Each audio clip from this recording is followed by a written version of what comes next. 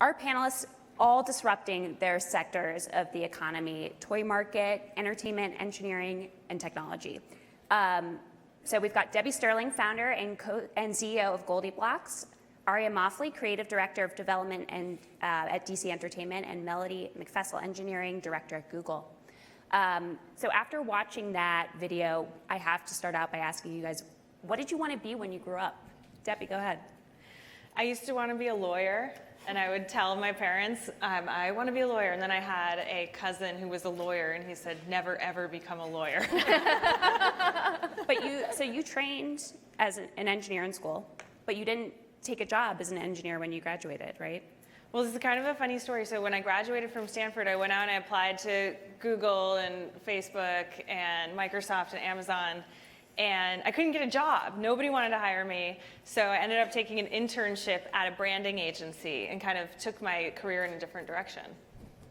So Aria, how about you? What did you want to be? Misty Copeland. I wanted to be a dancer.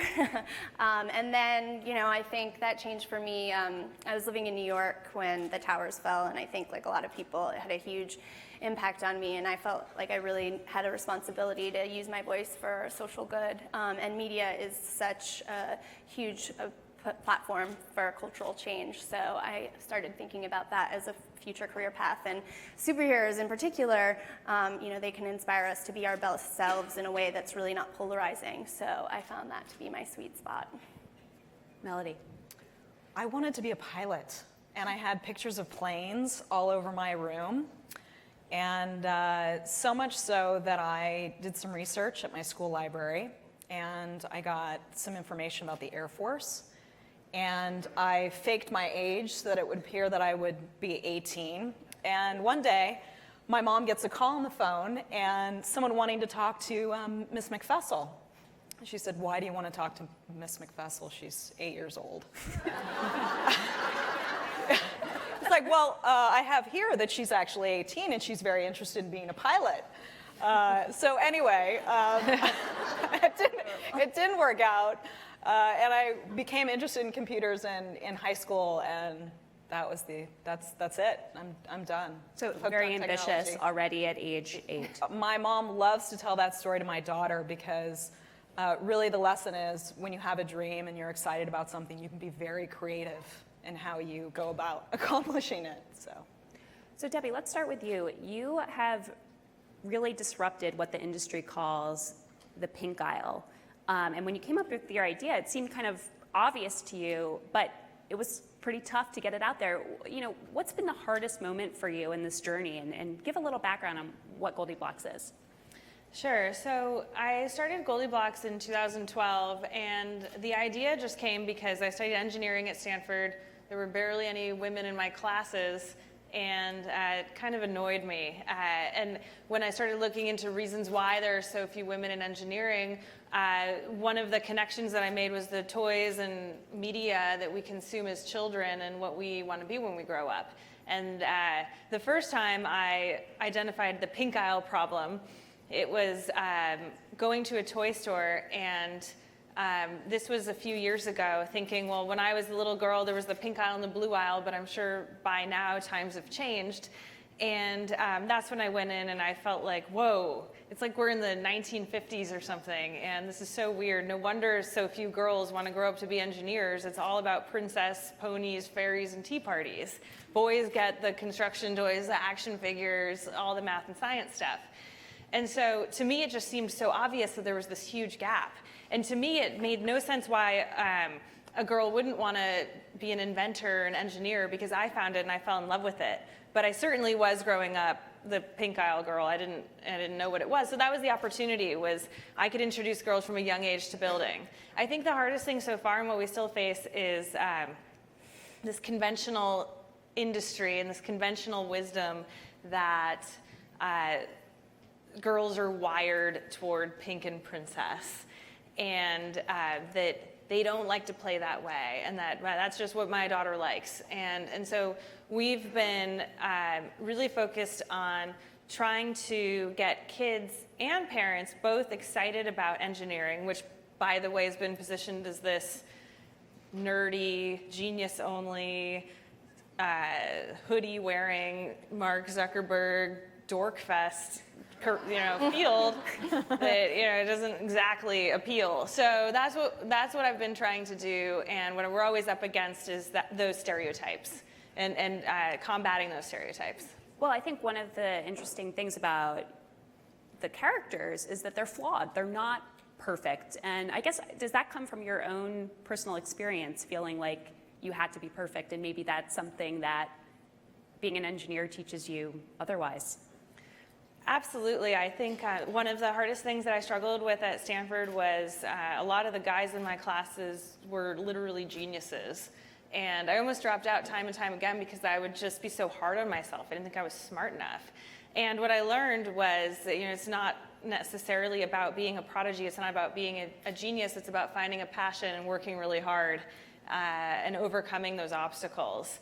And when I started out with GoldieBlox, trying to figure out how do I get girls interested in this stuff, how do I get them to be willing to take a risk, to fail and get back up again and try it again, to even be willing to do something new in the first place, I knew that I had to convey to them, hey, listen, you don't have to be a genius. And in fact, a lot of the research that I've read by a woman named Carol Dweck is all about teaching kids that with a growth mindset, your intellect can be developed. It's not like you're born with it and that's it, and you're stuck on a certain path from birth. So when I created Goldie, this girl engineer, I made her a B+ student. And I had her mess up all the time and have those mess ups and failures be hilarious so that kids can grow up thinking, failing isn't so bad. And in fact, failing is a part of the process to becoming, whether it's an engineer or a leader or an entrepreneur, you have to be willing and comfortable with failure. Great. Aria, tell us a little bit about what DC Superhero Girls is, for those who don't know. So it is a cross-divisional campaign that brings all of our female superheroes into one shared universe in high school. And we have animated content, we have action figures for girls, we have role-playing options, we're going to have a Lego campaign, we have a ton of partners. But definitely I was telling Debbie earlier that GoldieBlox definitely inspired us to stay true to our brand tenets and kind of convince everybody that there was this cultural movement that girls wanted other options besides pink, that they wanted to play aspirationally as characters that weren't just fashion-oriented characters. And we happen to have a great roster of female heroes that we could pull into the program. So you were telling me a little bit about how it influenced the action, I guess, did you say, is it action dolls or action figures? Action figures. Okay. Yeah, and action we have, figures. yeah, exactly. So what? And action dolls, we have both. Okay. What's the difference? Action dolls are a little bit bigger and they have, clothes that you can take off. Action figures are smaller and they are plastic, so they're a little bit more movable than the rest of them. So how did GoldieBlox influence Yes. it? So the video came out actually just before I was supposed to pitch the head of this studio to get the green light to go ahead. And it really helped me stay true to the brand tenets that, our characters don't have pink, they have bright colors. They have functional shoe wear so they can actually fight crime. And again, a really diverse roster. So we have future diplomats, we have future lawyers, we have future doctors, we have future engineers, scientists, biologists. It runs the gamut. And so I was able to prove that, there is this cultural movement and that this is a project that will actually get a lot of attention and eyeballs and excitement. So what's new and different about this concept that hasn't existed before in the superhero world? I mean, we have had, female action figures. They just have tended to be more in a packet with a lot of male figures. It's usually only one, and it's Wonder Woman. And they're usually more collectibles, so they're usually targeted more towards an older demo. This is for the first time that we're really bringing it to the pink aisle, as it were, and it will really stand out. It's aimed at girls 6 to 12. Boys too, we've actually been really pleasantly surprised with how many young boys are really excited to pick up their own version of DC Superhero Girl action figures. So that's been really inspiring for me. Okay, so Melody, you as an engineer, you're used to being the only woman in the room a lot of the time. So this must be refreshing for you. I love this. Yeah. I'm so happy. So you've talked a bit about the imposter feeling. What do you mean by that? And can you give an example of when you've felt that way and how you've overcome that? So maybe I'll give a specific project that I worked on. So I think sometimes when you don't see other people that are like you, it starts to create this feeling that am I the odd person out? Am I not? Is it me? And not sort of the issue with the environment. But I have a mentor that really saw things in me that I didn't see. And this was one project a long time ago at Google, but Bill Corin, he said, hey, Melody, we have this part of our infrastructure, because I've always worked on the software side, that really needs to be fixed. We've scaled beyond what we originally designed it for, and we need someone to come in and sort of look at what we want to do at Google. And we have this really good business problem and challenge that we have, which is we want to turn up data centers faster, which essentially means we want to bring capacity online faster so that we can provide more services for our users and for the world. And I said, what are you talking about? I'm not a hardware engineer. I don't understand network infrastructure. And he said, no, I really think you should go do this. And I had this feeling like, how am I going to do this? But I saw that he believed that I could. And in past projects, I sort of felt like I was always struggling to prove myself because of this imposter syndrome. But in this project, I knew that he believed in me, and I saw this opportunity to have this impact on not only on Google's business, but on the world. And the energy associated with that, the energy of possibility and opportunity, that moment on that project where I worked for several years, redesigned these systems, rolled them out, that helped enable Google to do this great thing, was so empowering for me that now what I do on projects, whenever I start to have that feeling like, is I tap into that energy of possibility and opportunity, because whatever it is that you're working on, whether it's, I work on Google's cloud platform now, or GoldieBlox, or changing the world in your own way, if you tap into that energy, it is just extremely empowering. I'm going to open up to questions in a second, but first, Melody, by some measures, there were more female engineers in the 1980s than today. Why have we gone backward? Oh, this is more than a couple minutes. I think I'm really passionate about creating a culture. I know there was a talk earlier about unconscious bias, but I think we really need to think of new ways to change the culture in technology. I don't know what that is, but I'm very interested and excited in helping to be a part of that and meeting other great women and other great technologists that want to change it as well.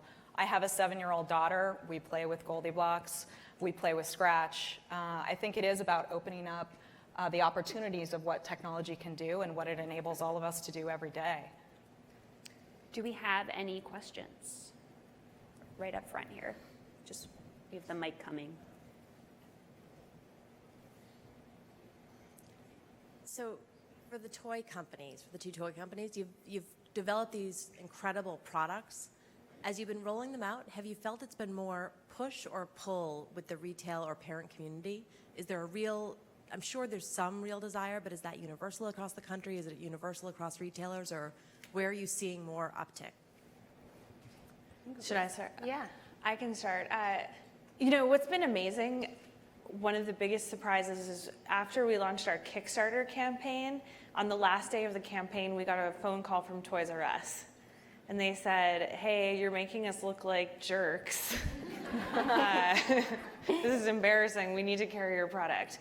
And what's been amazing is actually, I can't believe the amount of shelf space that's opened up to GoldieBlox. We've expanded in 3 years into over 6,000 stores across the US and Canada, which is just explosive growth and distribution. I think we're seeing a lot of traction on the coast, major cities, affluent, well-educated parents, which kind of makes a lot of sense.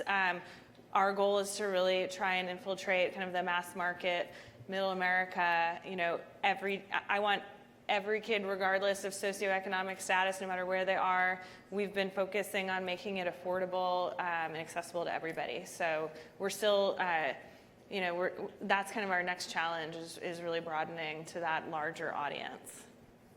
Yeah, I mean, when we first started R&D, it was a little work to get some traction, but then I think because the cultural conversation has helped increase momentum, then it's kind of, once we got our partners on board, it was full steam ahead, and everybody really recognized that if you're offering something different, there's huge monetary opportunities to make a lot of money. Unfortunately, we are out of time, but you can come find our disruptors and talk to them and find out their magic after this. So thanks so much.